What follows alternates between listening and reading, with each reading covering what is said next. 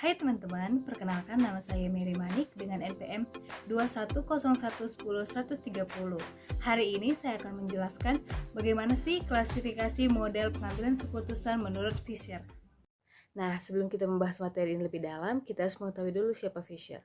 Fisher dengan nama asli Sir Ronald Amer Fisher adalah seorang statistik dan biometri Inggris yang mengembangkan model pengambilan keputusan normatif dan deskriptifnya pada abad ke-20. Latar belakang yang mendorong Fisher mengembangkan teori ini adalah: pertama, pada masa itu, teori pengambilan keputusan didominasi oleh pendekatan klasik yang berfokus pada logika dan rasionalitas murni.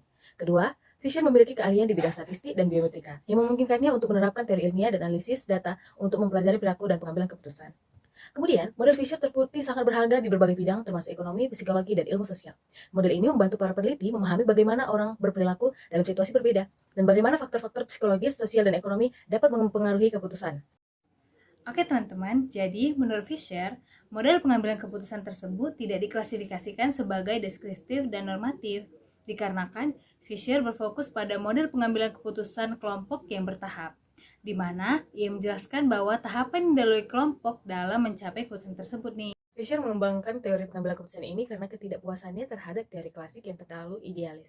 Bidang keahliannya di statistik dan biometrika mendorongnya untuk menggunakan pendekatan ilmiah untuk memahami perilaku manusia yang sebenarnya, bukan sekedar logika. Harapannya, dengan model yang lebih realistis ini, berbagai bidang seperti ekonomi, ilmu sosial bisa lebih paham mengenai keputusan manusia yang dipengaruhi oleh faktor psikologi dan sosial.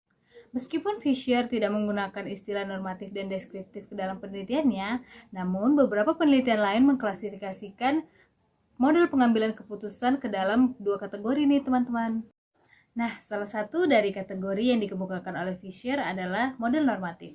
Model normatif ini adalah memberikan rekomendasi tentang bagaimana keputusan seharusnya model dibuat.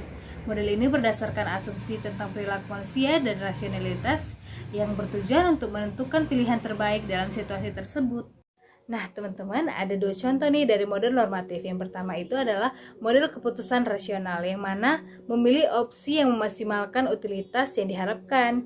Dan yang kedua, model keputusan etis, yang mana memilih opsi yang paling sesuai dengan prinsip-prinsip moral. Selanjutnya ada model deskriptif, yang menjelaskan bagaimana sih keputusan sebenarnya dibuat.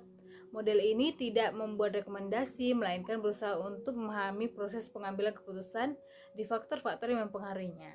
Nah, contoh dari deskriptif ini ada model Simon ya, yang mana menjelaskan bagaimana orang membuat keputusan dengan keterbatasan kognitif dan informasi yang tidak lengkap. Yang kedua ada model keputusan terbatas, yang menjelaskan bagaimana orang membuat keputusan dengan memilih opsi yang cukup baik daripada opsi yang terbaik. Model normatif dapat membantu kita dalam mengambil keputusan untuk membuat pilihan yang lebih baik, tetapi model ini mungkin tidak selalu realistis atau praktis ya teman-teman. Nah, untuk model deskriptif dapat membantu kita untuk memahami bagaimana sih keputusan yang dibuat dalam prakteknya, tetapi model ini mungkin tidak dapat memberikan panduan yang jelas untuk mengambil keputusan di masa depan. Nah, teman-teman, kali ini penelitian dari Fisher berfokus pada proses pengambilan keputusan kelompok dan faktor-faktor yang mempengaruhinya. Oleh karena itu, modelnya lebih tepat diklasifikasikan sebagai model deskriptif.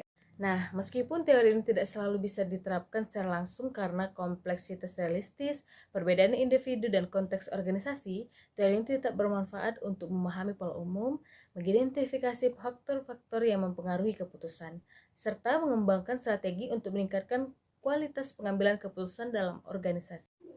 Nah, teman-teman, ada satu yang perlu dicatat nih, bahwa kedua model pengambilan keputusan tersebut memiliki kegunaan dan keterbatasan mereka masing-masing ya, tergantung situasi dan tempat di mana kita memerlukan model tersebut. Teman-teman, jangan lupa share video ini ke teman kamu ya, supaya kita sama-sama punya ilmu yang banyak.